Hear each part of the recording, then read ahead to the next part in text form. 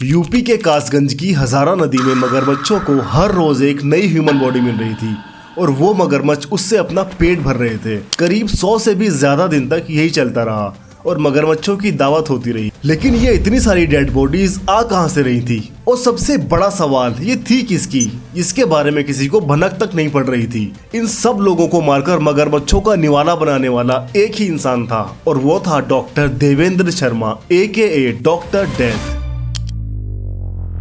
Devendra Sharma UP के अलीगढ़ में रहने वाला एक डॉक्टर था जिसके पास BA MS की डिग्री थी। उसने राजस्थान के दौसा विलेज में जनता क्लिनिक के नाम से अपना एक क्लिनिक खोला हुआ था और करीब 10 सालों तक उसने ये क्लिनिक चलाया। इस क्लिनिक के साथ साथ उसने LP गैस की एक डीलरशिप भी ली हुई थी, बट इस डीलरशिप से उसको कोई प्रॉफिट नहीं हुआ क्योंकि वो एक फ्रॉड का शिकार हो गया था। He lost around 11 lakh rupees और यहीं से शुरू होती है उसके क्राइम्स की कहानी।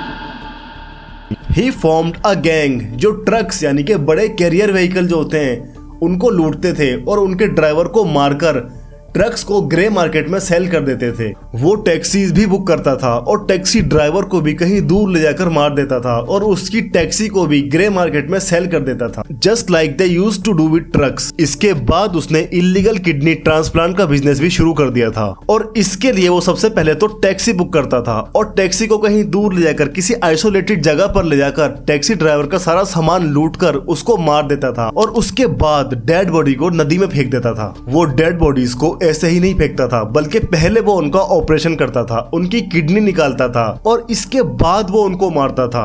Then he used to throw the bodies in Hazara canal जो यूपी के कासगंज में है। वो 5 to 7 लाख रुपीस पर ट्रांसप्लांट चार्ज करता था और उसने अराउंड 125 इलीगल किडनी ट्रांसप्लांट करवाए थे।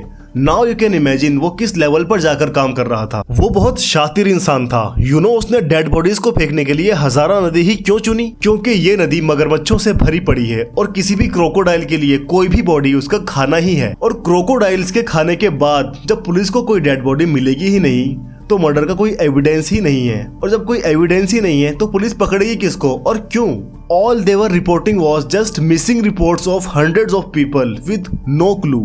बट पुलिस ने यहाँ पर एक पैटर्न नोटिस किया था कि जितने भी ये लोग गायब हो रहे थे वो या तो टैक्सी ड्राइवर थे या फिर ट्रक ड्राइवर और ये लोग दिल्ली, यूपी और राजस्थान के आसपास के रहने वाले थे। क्राइम ब्रांच ने अपनी स्पेशल इन्वेस्टिगेशन शुरू कर दी थी। इसी बीच देवेंद्र शर्मा ने एक और टैक्सी बुक की जैसे कि वो हमेशा किया करता था और जब वो टैक्सी में बैठकर जा रहा था तो टैक्सी ड्राइवर को उस पर थोड़ा सा डाउट हुआ क्योंकि उस टाइम टैक्सी ड्राइवर्स के गायब होने की जो खबरें थी वो पीक पर थी और बाई चांस ये टैक्सी ड्राइवर इस बारे में जानता था। उसने किसी काम के बहाने से गाड़ी रोक दी और गाड़ी से उतरकर बाहर निकल गया और सीधा पुलिस स्टेशन पहुंच गया और जाकर पुलिस को सारी बात बता दी। पुलिस ने टैक्सी बुक करने की जगह जो कि अलीगढ़ के आसपास ही थी और जहां तक के लिए उसने टैक्सी बुक की थी वहां तक अपनी इन्वेस्टिगेशन टीम लगा दी और देवेंद्र शर्मा कैसा दिखता था इसके बारे में उस ड्राइवर से पूछा गया।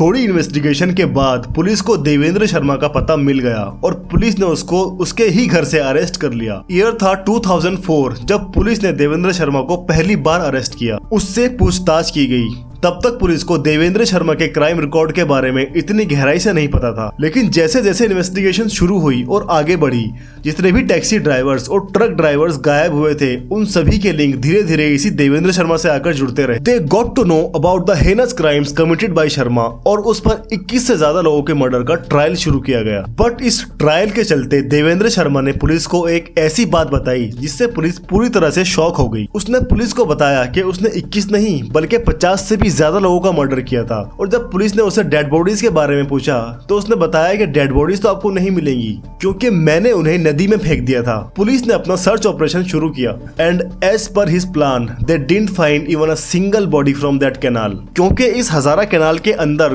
क्रोकोडाइल्स की जो पॉपुलेशन है वो बहुत ज्यादा है और इन क्रोकोडाइल्स के बीच में डेड बॉडीज को ढूंढना नामुमकिन ही है। जब उससे सारी डेड बॉडीज को यहीं पर फेंकने का रीजन पूछा तो उसने बताया कि मगरमच्छ कोई भी एविडेंस नहीं छोड़ते, no bones no skin nothing for the police to trace. और उसका ये अंदाजा बिल्कुल सही निकला क्योंकि पुलिस को वहां से कोई भी प्रूफ नहीं मिला। बट उसे दूसरे केसेस में 7 लोगों के मर्डर के लिए 7 लाइफ इम्प्रिजनमेंट और 1 के लिए फांसी की सजा मिली एंड 2004 में उसे किडनी रैकेट और सीरियल किलिंग्स के लिए जेल में डाल दिया गया।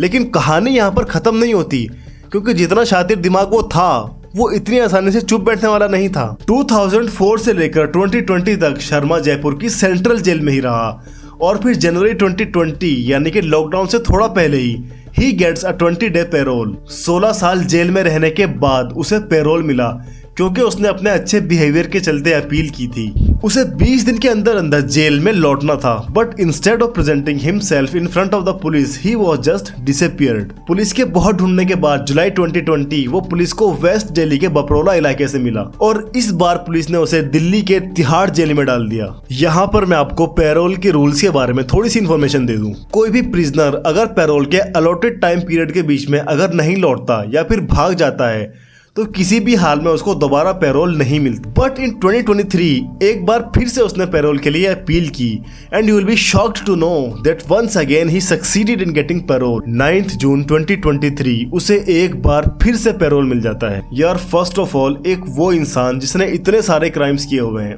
उसे पैरोल मिल कैसे रहा है?